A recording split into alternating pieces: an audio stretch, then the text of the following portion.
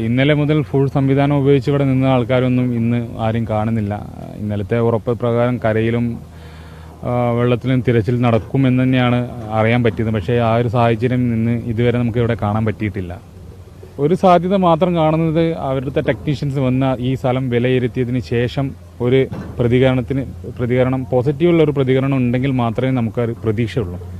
അല്ലാത്ത പക്ഷം ഈ വെള്ളം കുറയുന്നത് വരെ ഇവരെ കാത്തിരിക്കാൻ ചാൻസ് ഉണ്ടെന്നതാണ് ഞാൻ മനസ്സിലാക്കുന്നത്. ഇവിടുത്തെ സംവിധാനങ്ങൾക്ക് ഇനി അവർ കഴിഞ്ഞു, അത് ഇനിയില്ല, അവർക്ക് ഇനി ഉണ്ടാകാം, പക്ഷെ അത് കണ്ടെത്താൻ ആരുമില്ല എന്നാണ് ഞാൻ മനസ്സിലാക്കുന്നത്. അവർ പൂർണ്ണമായിട്ടും വൈൻഡപ്പ് ചെയ്തു എന്ന് തന്നെ നമുക്ക് പറയാം. കാരണം ഒരു JCB മാത്രമേ ഇവിടെ ഇപ്പോൾ ഒരു വർക്ക് നടക്കുന്നു എന്നുള്ളത് പോലെ കാണിക്കുന്നത്. അത് റോഡ് ക്ലിയർ ആക്കുക എന്ന ലക്ഷ്യത്തോട് മാത്രമുള്ള ഒരു പ്രവൃത്തിയാണ് നടക്കുന്നത്.